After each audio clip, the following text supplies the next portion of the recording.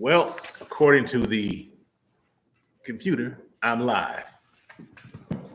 Let me turn over to my customary position because it is difficult to sit facing this thing. Well, as I told y'all years ago, or maybe I did tell you, but I'll tell you now. I used to love to listen to this show on what do you call it? The public radio station. NPR. There you go. I was like PBS, but it was NPR. And the name of the show was A Prairie Home Companion. And the guy was Garrison Keillor. He had this very deep, sonorous voice. And he would always talk about the news from Lake Wobegon. And that was the name of the community. And so I have news from Lake Wobegon. It's a very interesting week. A lot of things I've learned. One, transmissions go out.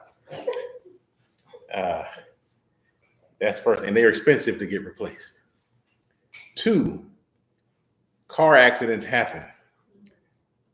Three, hit and run accidents also happen. All three of those things happened over the course of last month. My daughter's transmission is out. My son got hit, totaled his car. He walked away. He's doing good enough. Clements Law Group represents. But then he was driving my car the other night, coming out of Quick Trip. Somebody came in and hit him in my car, totaled my car, and they drove off. How upset was I when I got over there? I am no police officer. But what did I do? I went looking for him. He was like, I don't know if they could have got that far because how bad my car was hit. They bent my tire and I got a big SUV. Well, I had a big SUV. I drove down Wesley Chapel all the way down in here. Now, I didn't have a thought in my mind as what I was going to do when I finally found this person. And then as my brain began to compute all the things that like what's the end game here, Kirby? I really thought to myself, well, I sure hope I don't find these people. Because I had no end game, because I didn't know what their beginning game was about. And then I saw a car on the side down in this little cubby, and I thought it was them. So I kept driving around. I circled around and looked down and said, I think that's them. Then I came back around and I circled back around and tried to take a picture with my phone. Like I'm gonna take a picture. But of course, if you ever try to take a photo while driving a car, you know that it's impossible. So I had zoomed in really close, and now the car kept moving. So I had to sneak around another way. And I'm just circling around. And I put a lot of effort in. I put a lot of effort into getting a picture of these miscreants, up to and including going to the end of the Quick Trip, and I realized I could see them from across the street. And I zoomed in and I photographed them. And I showed the picture to my son, and he said, that's not them. And so I just want you to know that it was a loud week in Lake Wobegon, but I also know that I should never be an investigator because I really stalked these people like nobody's business. I knew I had them. They were down in the cut. I was like, who else would be in the cut but a criminal? And it was also somebody whose car was just broken down. They were trying to get it out. And as I looked closer, I think they had children with them. I should have offered assistance, but I did not because, well, I had no end game. But it got me to thinking. And my dad was like, hey, you gonna, well, before my dad asked me to preach, I'll say this. The Bible says weeping lasts for a night, but joy comes in the morning. Well, I wasn't weeping. So I'll say gnashing of teeth lasts for a little while. But I have joy. Why? Son's okay. Well, relatively okay. I got to rent a car. Insurance going to cover it. Got great coverage. Well, we'll see how things go with the insurance company. I'll let y'all know whether they're good neighbors or not. But my son then says to me, we're having a fourth grandchild, y'all. That's the point I'm getting to. They're going to have 4 kids. They got one more. And this time, I did not panic because the first time when they were having number 3, I kind of panicked. And I was like, oh, my God, we got to do this. And I realized I'm not going to be a parent. They're parents.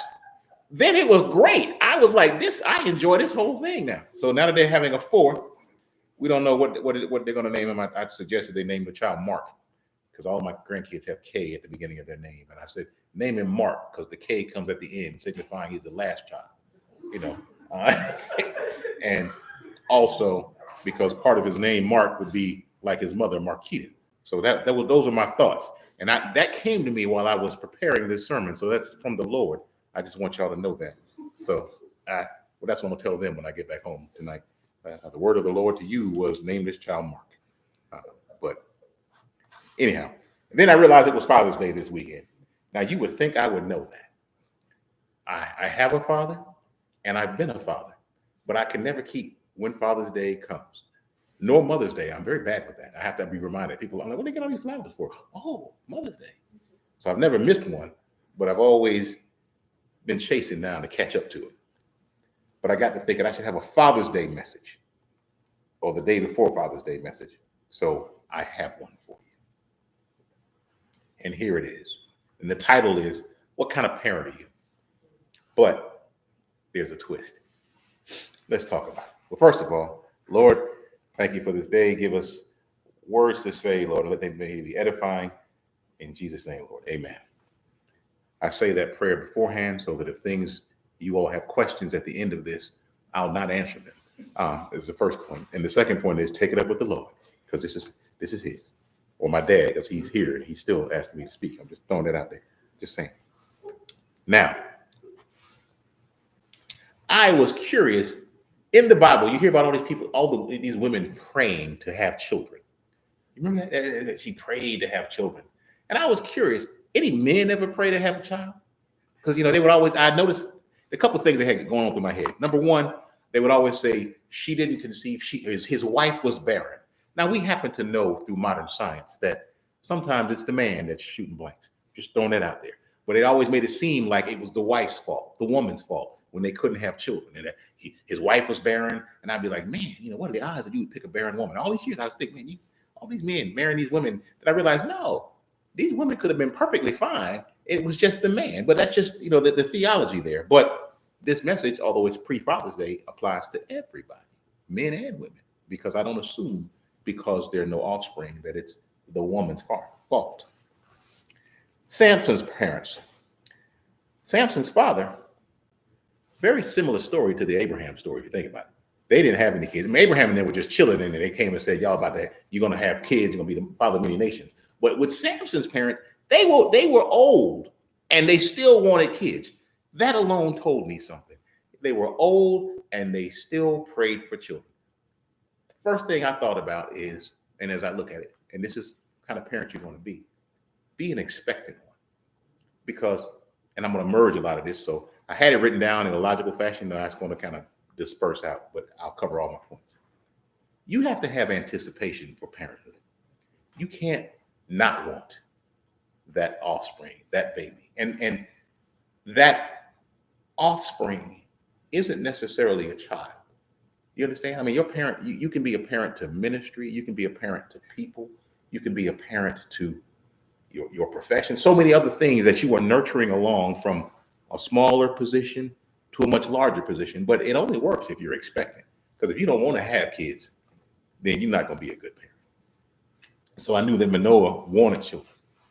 Now, and this is from Judges chapter 13, 1 through 5. Now, God spoke to his wife and told her about it. But now here's the crazy part.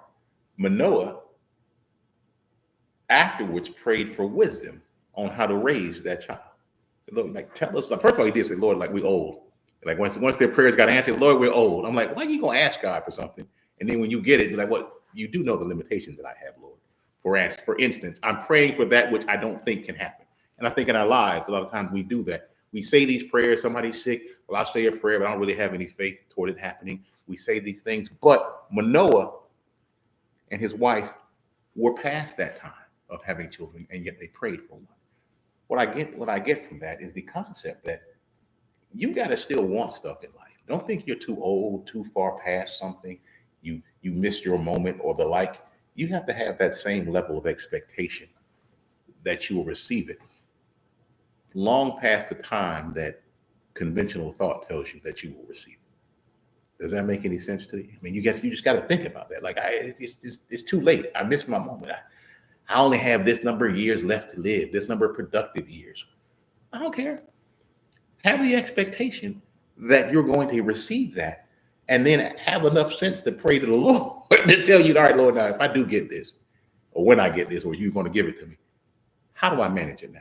Because I'm not a young man anymore. I mean, I know my grandchildren, the beautiful thing about my grandchildren is that I can always give them back to their parents in a moment's notice. And it's fantastic. It's like, baby, I love you. My granddaughter, the youngest one, I hold her. She puts me to sleep. She's like a drug. I can't even hold her too long because I really will fall asleep. I mean, she's just beautiful. She's doing all her stuff. She grabs my face and all that. And then I hear that in there, feed her the bottle, stroke her face. I'm loving that. Then I hear that little noise from her belly. And I'm like, okay, this is time for mom and daddy. And I get to send her off. Hey, y'all need to come get her because she has done what naturally occurs. My granddaughter, Carly, I love hanging out with her. She is a million questions. But then sometimes I'm like, baby, it's time for you to go to bed. That's just my thought. But I have the wisdom and I have the benefit of it. So I have that expectation. But now, let's go back to Manoah and them.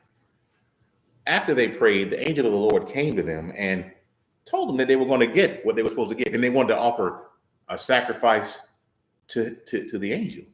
And they were like, thank you, this man of God. And if this man of God came, but then they found out that he was sent by the Lord. My thought in that is don't lose focus of where things come from. Because sometimes you become indebted to people that opened the door for you, but they had nothing to do with that door. What's on the other side of that door? Do you understand what I'm saying? Meaning like, hey, I'm coming here to give you news. Oh, well, I am now indebted to you for the news that you've given. And no, I'm just the messenger. I mean, Amazon is a frequent visitor to the Clements household.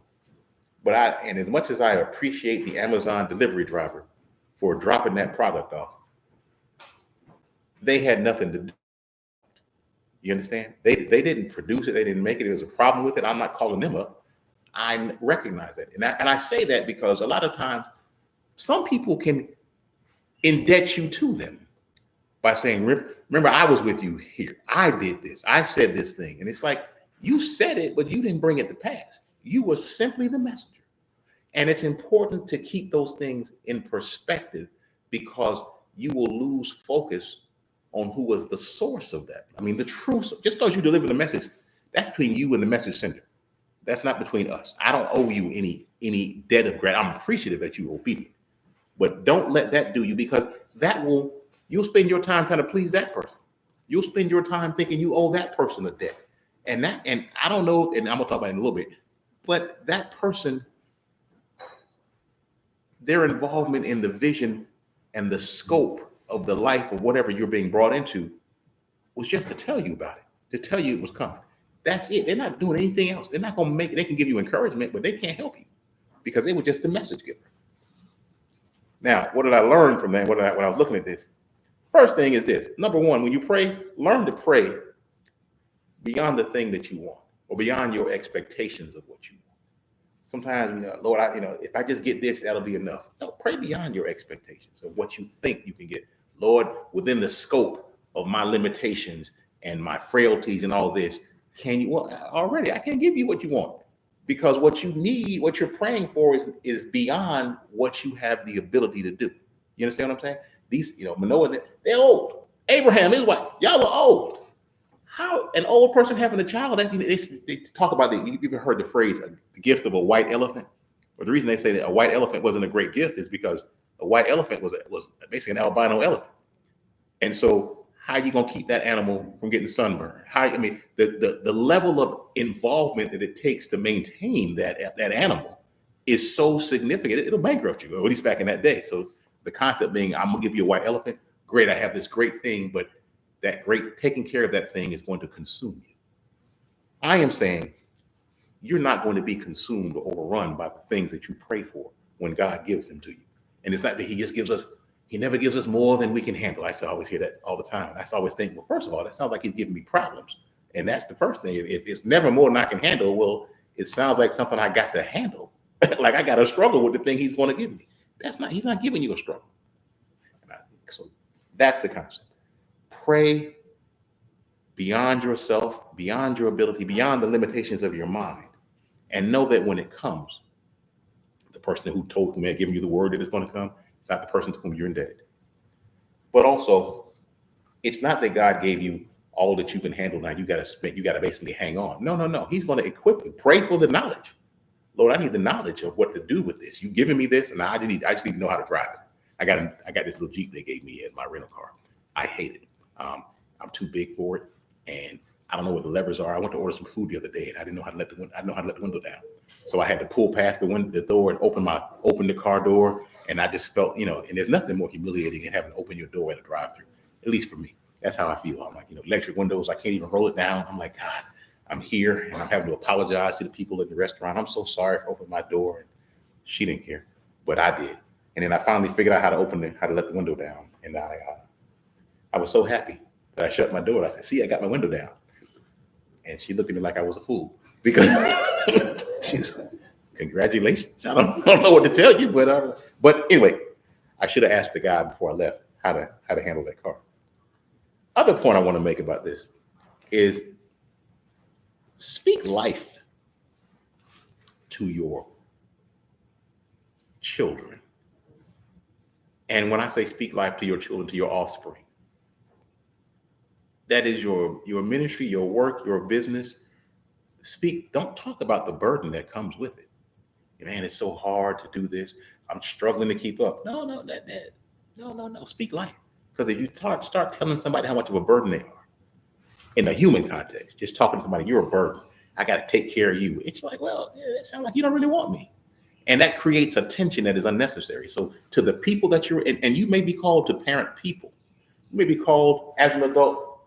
My phone is going off. My cousin. You may be called to parent people in a way that they weren't parented when they were younger. You understand? Maybe their parents didn't encourage them. And so you were the person that set about to encourage them. Maybe their parents didn't know how to discipline them. And you're the person that has to show them that there's a way of correcting people without destroying them. And they got to learn that. They got to learn that criticism isn't something to be angry with because they always received critical concepts and things communicated to them. You have to be able to explore it. Like, no, criticism sometimes, and it's not critical criticism, it's just criticism. We hear that phrase as a negative. No, I got to let you know, hey, when you're in the ministry, when you're dealing with people that are broken, you got to understand that they're going to act in that brokenness. And you can't react because you've become offended at how they did. You got to help them, shepherd them along, much like you do with a child. Other person I thought about is Zechariah, the father of John the Baptist. Now, we hear about John the Baptist's mama. We hear about all that. But his father had a little role in this too, because when the angel came to them and said that they were going to have the baby, he said, the Lord has heard your prayers. So the father was praying as well. He's heard your prayers. So, and then he gives them the word. He's going to be righteous in the eyes of the God. Well, first of all, here's a big point about this. With John the Baptist, make sure, hold on. God heard your prayers at this point. They were apparently righteous. It says righteous in the eyes of the Lord. They were blameless. They followed his commandments, but they didn't have a child. The thing I want you to draw from that is getting this thing that you want is not predicated upon your being blameless or you're leading a righteous life, because they led a righteous life and yet they were having to pray for the thing that didn't come any other way. So some of us sit there and say, I didn't receive this. Because I argue the corollary is also true. I have failed. I have had shortcomings. Well, that's why you didn't get it. And it's so easy to do that, to say to people, well, I didn't get it because, the Lord just knew I wasn't ready because I wasn't this. I'm like, the Lord knew you all along. I mean, he knew you weren't ready. Why would he give you that desire of your heart? Why would he put that desire in you when he know good and well you can't handle it? Well, it wasn't the right time for me to handle it. And we come up with all these excuses. And I'm like, no, you get it when you get it. It happens. But not being a parent, because you got people who shouldn't have been parents that are parents, and they are clearly not righteous before the Lord. And so in this situation, I think that God blessing you with that, whatever it may be, ministry, profession, job, vision, actual child, or the like, is not predicated upon your being blameless, that you follow all the rules. Are you leading this perfect life? There's no correlation. But we have that concept that there is some correlation and that we cannot receive that thing that is good that we desire for whatever reason. And I say to you this: stop condemning yourself. Whatever it is, whether it's your profession, whether it's your career, whether it's relationship, I'm going to call that metaphorically your baby.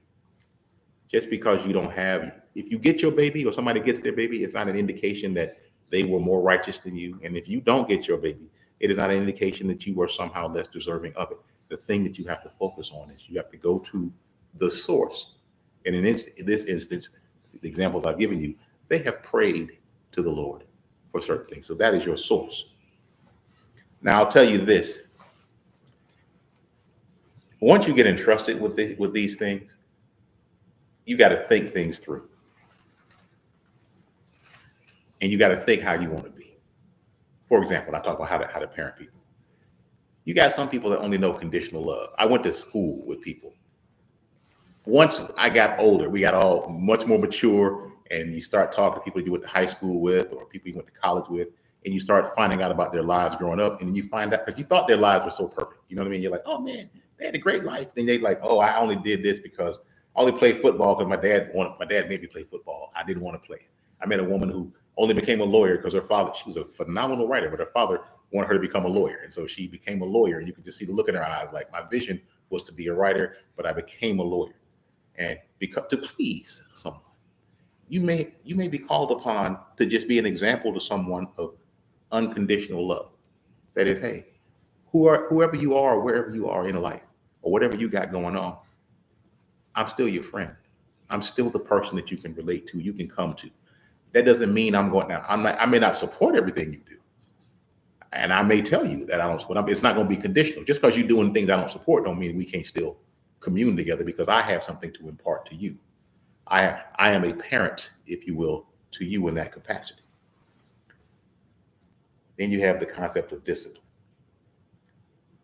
You know how many of my young clients came from very strict households? It is mind numbing. I mean, it tickles me at some point, because they're like, yeah, the parents will tell me, we didn't let them do this, we didn't let them do this, we didn't let them do this, and now here they are. And I'm like, well, you didn't teach them to resist the devil, you taught them to avoid it. But now once he got out there and met him, he didn't know what to do. Like, that was like, well, look at here. I think this would be a good car to break into. Wow, that sounds like a fantastic idea, Mr. Devil. Well, why did you do that? Well, I didn't. And then you talk to them and you realize you never knew. Your job in life was to not make your parents angry. And that's the only thing they cared about. Don't you make me angry. Don't you do this. You don't want this. And it's like, well, the lesson I'm learning is the less you know about what I'm doing, the better off we are. And the one thing that makes the parents always know what you're doing is when the police get involved. So, and that's usually when I get the phone call. But you have no idea how many phone calls I have gotten. And when I just start talking and just find out what's going on, it's like, oh yeah, but the parents launch off into all that they didn't let their kids do. And all I think is, well, you might want to try something different in the future. You might want to let them know that, yeah, this is like, here's a decision that you have to make. You're going to have these choices in life. Let me tell you how to, and they're going to make some wrong choices. But you have to allow them to grow.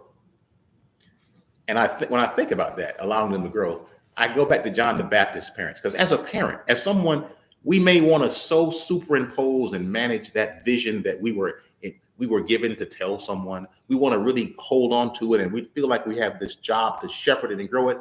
But that's not your job, really, if you think about it, because you might have been given the word, like John the Baptist's parents were given the word. But do you honestly, when they say he's going to declare the way of the Lord, all the beauty, when you read it, it's beautiful. It's beautiful. But do you honestly think his parents thought that their son was going to be living in the wilderness, eating wild honey and locusts? Like, that was not the vision that I'm certain John the Baptist's parents had once they were told who he was going to be. The answer to our prayer is coming. God is coming. He's speaking to us. The Lord didn't even trust him to keep his mouth shut. So he was struck. He couldn't even speak until the baby was born. But I'm just saying, it was such this big thing. Like, man, I went for months not speaking. And I now can tell everybody the Lord gave me this child. He gave my wife. We prayed. It's phenomenal. And he's going to lead the way and declare the word and the whole, just recounting all the, just being a parent and bragging about everything. And then they got this joker running around in the wilderness, screaming out. wearing furs, wherever I don't even know what he was wearing. I think there's a description there, but it just sounded, I always thought John the Baptist was kind of crazy. I'm just saying, for me as a child, up until this very moment, as I sit here now, I just thought, I've met people that in my mind, will say they are modern day John the Baptist because they intrigue me and terrify me at the same time. I'm like, I don't know what you're going to say at any moment. But you're going to say it, and you're going to say it with your chest, and you're going to meet. I had a client like that. He's since passed away, but I used to always tell his people that knew him, I said, that man's talked to me in parables. I don't know what he's saying at any given point. He talks to me in parables, but then he's also so strong-willed about doing the right thing. I mean, I watched that man give away a multi-million-dollar building. Just gave it away to a school because he thought that school was doing a great job for children. And I'm just like, meanwhile, I was representing that man fighting a business partner about another. I'm like, so I know he's a fighter. I know he's aggressive. I actually heard him say, I wish that man a long life. He said that about the man we were fighting. I wish him a long life. I hope he lives long enough to bury his children and his grandchildren.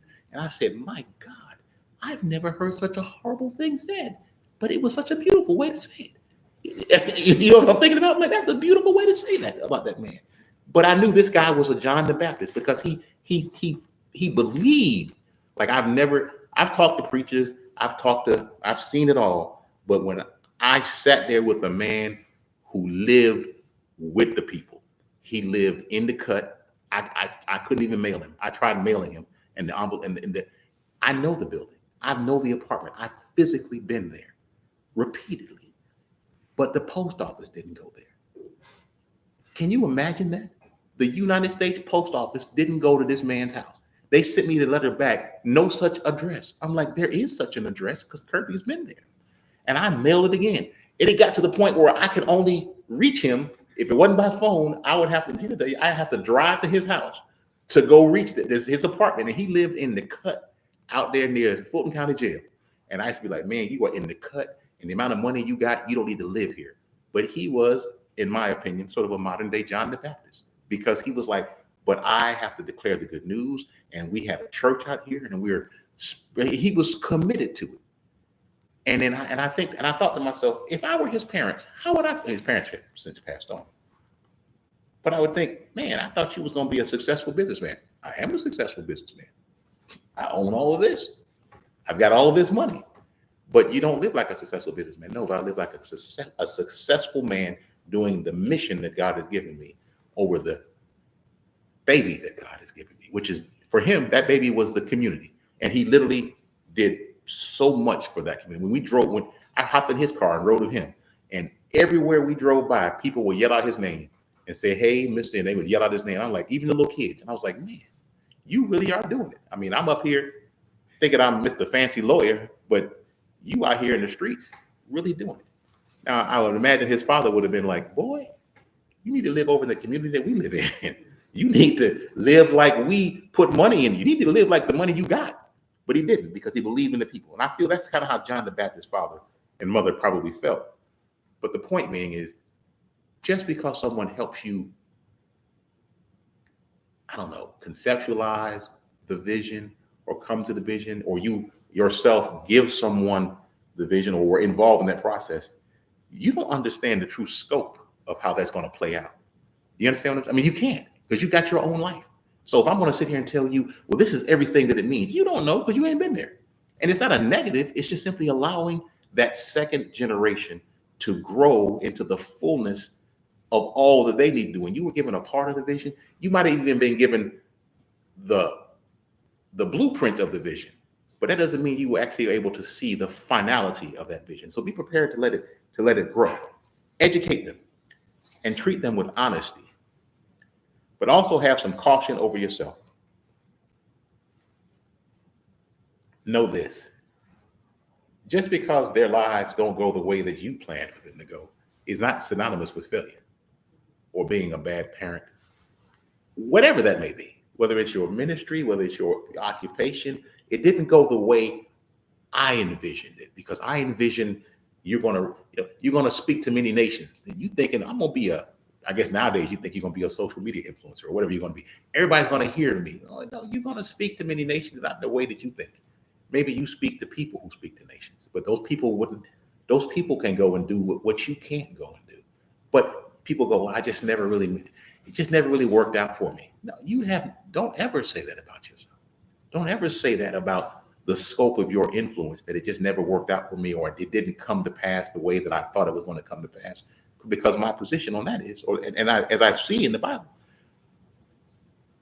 even when it came to Jesus, he's going, when you think about what they said about Jesus before he entered into his ministry, did you think it was going to end the way that it did? I mean, I'm just asking you for real. Did you ever think it was going to play out the way that it played out? Like he's going to hit up until 30, he's going to be doing his thing. Then he's going to be he got an intense 3 years. And then, yeah, he's going to get beaten. He's going to have he's going to be betrayed. He's going to be beaten. And he's going to be crucified. He's going to die. And he's going to be raised again. I mean, do you think that anybody that walked with, I know nobody knew about that, because when they crucified him, Peter denied him. Weren't you with him? No, I wasn't with him at all, because I just saw what y'all did to him. So no, we were not together. So you don't have an idea of how it's going to play out. And it may not play out the way that you thought in your mind it was going to play out, but you cannot judge yourself or what you've done as insufficient in raising or maturing or nurturing that vision, that ministry, that child, that baby, whatever you want to call it, because it had to do and be that way. It had to be that way. You say, well, my kids, even if you have real kids, my kids went the wrong way. Well, maybe they had to go the wrong way so that when they get back on the right way, they'll be able to tell people, hey, let me tell you what I did. And they might be able to, if you've ever talked to somebody who's lived a rough life and you never lived a rough life, you're going to suddenly find out how little y'all have in common. I'm just going to tell you that. I mean, and it's not, you have a lot in common as human beings, but you have very little in common in terms of how you process life. I tell somebody, hey, man, I met somebody who's like, yeah, I just think people are always out to get you. And I was just like, what a life is that, to believe that people are always out to get you? I don't understand that. But then when I find out how they grew up, I'm like, oh, that explains everything. They have people now, they'll say this, and this is just a little tidbit I'll tell you as I'm drawing to a close. Are you the kind of person that asks someone directly what you want, or are you the kind of person that asks, what are they doing? Hey, you busy? Are you ask about it? Are you hungry? You might be hungry yourself, but if you grew up where you could have been chastised, come at, aggressive, you won't say you're hungry. You'll ask somebody else, are they hungry? Are you hungry? Hey, what do you want? Instead of just simply saying, I'm hungry, I'd like to go eat. You'd rather slide it on them. And that's just that's almost like a trauma. It's not almost. From the research I've been doing on that, it's a trauma response. You don't want somebody to come at you hard, so you don't commit yourself. You ask them, you thirsty? You want some of this? You wouldn't want that, would you? Do you want it? Just say you want it. But see how they grew up.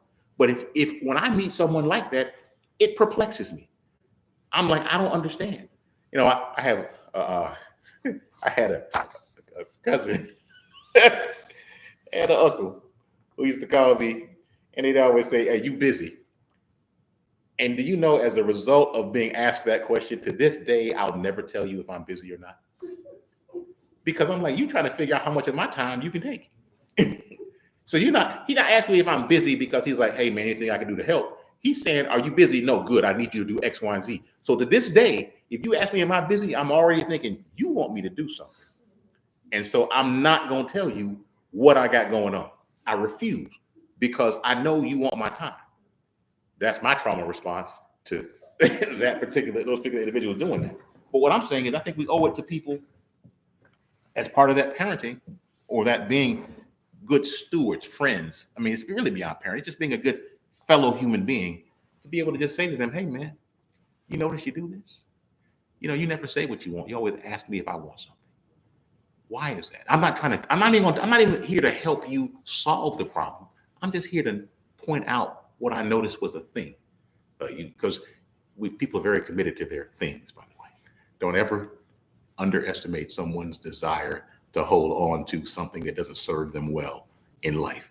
They will hold on and fight you about it. It's a very interesting thing when I tell somebody, we can relate to parents nice. No, you can't. I was like, what? What are you talking about? I've met people who have such traumatic things. Well, I never let anybody know what I got going on. I never tell anybody if I got something good happening, because they're going to try to take it. I'm like, I don't understand that. I'm gonna tell you if things are going good for me. I'll tell you if they're going bad for me. I'm not saying you got to live the Kirby Jr. way of life, and trust me, I would not encourage anyone to live the Kirby Jr. way of life.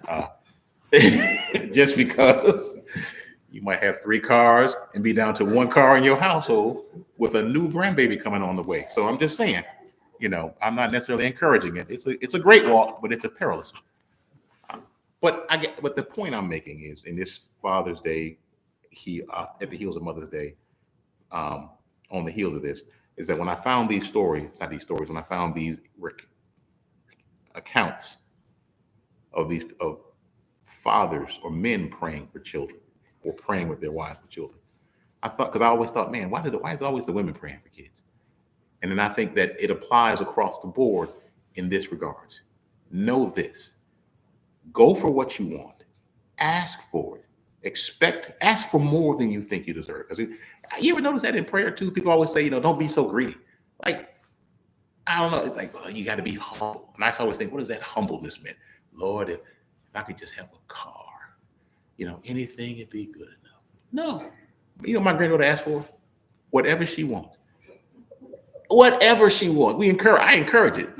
My daughter used to do that too. Gabrielle, she'd be like, well, my father's a lawyer, my mother's a doctor. And I'd be like, yeah, but you are not either one of those things.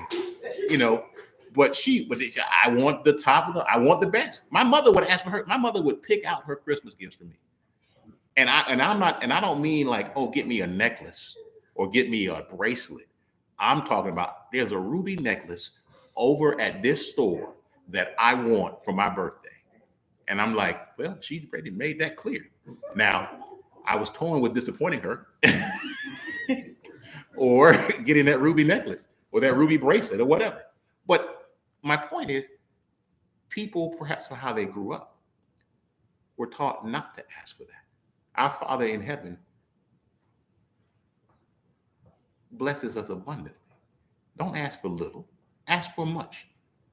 Don't expect little, expect much. Now, and I know it sounds weird when I say that, because you think, are we being greedy or being driven by material things? No, I'm not saying greed or being driven by material things. I'm saying I got people that they were too old to have one. That's a lot. A big ask. Just health-wise, an older woman having a baby under those healthcare conditions that, I don't even call them healthcare conditions, I just under those conditions at the time, that was foolish. But they knew that could happen and that they would enjoy that. So go beyond what you grew up with. Go beyond the limitations that you became accustomed to. Go beyond, you think, well, this is, no, go beyond that. Be the parent to yourself sometimes. And what I mean by that is, be someone that talks to you and lets you know, hey, get to know how you think. Hey, you know what? You have these limiting beliefs. I don't need someone to tell me I got limiting beliefs. I can ascertain myself what my limiting beliefs are and be honest with myself. Be honest with yourself. Be honest with your children. Be honest with everything. If you were called to impart wisdom to somebody's life and you're like, I want to speak to this person, don't speak to them out of your limitations and your limiting beliefs. Speak to them out of the abundance that God has for them, and be able to say that to them. God has this in store for you. I can't even figure out how you're going to achieve the thing that you're going to achieve, but you're going to achieve it. If someone tells you, I've missed the boat, you haven't missed the boat. You missed the boat that you were looking for, but that wasn't necessarily your boat. You understand what I'm saying? You looking for, I never had any kids. Well, okay. But whose lives did you speak into? I've spoken to hundreds of lives, thousands of lives. Okay. And you have children. I never had a real big impact in the world. Well, are you judging yourself by that? I mean, was there some word spoken over you that you read every day that says you shall have it? No, you were brought here. And I thought about this. I like to listen to Neil deGrasse Tyson. He's an astrophysicist, and he's a non-believer, but I like some of the things I like a lot of things he says, actually. But one of the things he said is, do you realize what it took for you to be here? I mean, just take a moment and think about that. We're on a spinning rock in the middle of space, rotating around a star with thousands of other galaxies. We have no proof that there's life anywhere else other than on this planet. And this planet, scientifically, has existed, or the universe has existed for like 14.8 billion years. So you didn't exist for 14.8 minus however old you are right now. 14.8 billion minus 59 years. I did not exist. And the moment of conception, there was any number of possibilities of who could have existed. And yet here I am. That is a miracle. So when you sit here and you think to yourself, I've missed the boat. No, you own the boat already because you're here. And you have something valuable to offer in the parenting, the influence, the speaking to life to people. You have something valuable to offer because no one else like you and other than you is in that position at that point in time. And you've been blessed with that experience. And so bless us with your experience. Bless us with your knowledge. Throw off the limiting beliefs. You're not too old. You're not too far gone. You didn't. If you took a wrong turn, the beautiful thing about a wrong turn is you can go right back along the same road that you was wrong on and get back onto the right path. You can absolutely do that. Because I told my granddaughter when she gets mad, she gets upset. She can be a little. I call her DQ for drama queen. And she can be a little drama queen at times. And I'll just be like, but baby girl, it's okay to get mad, but don't get big mad over little things. And don't be mad for long over things that are only short-term things to be mad over. Matter of fact, don't let mad be your go-to option. So let's change it a little bit. Don't let disappointment or the concept of failure be your go-to default. Don't let the concept of I didn't do or I was not successful or I missed the boat. That can't be your default. Your default has to be today, this very moment right here. I have an opportunity to do whatever. So when the kids make a mistake, I don't say you ruined your lives at all. Even my clients that come to me, households who are now caught up in the justice system, and the parents feel like failures and the kids feel like failures. And I have to say to them, nobody's a failure. You made a horrible mistake, and it's going to have some impact on your life. But to the parents, I say, you know what? Your child, apart from you, is a separate human being, and they can do whatever they want. And no matter how much you browbeat them, you're not there when they make those decisions. So it's not a failure on your part. Did you do all you were supposed to do? Yeah, all right, then you good. And look at the kid. Why'd you do what you did? Many times the answer is I don't know, and an answer I hate hearing, but I believe it.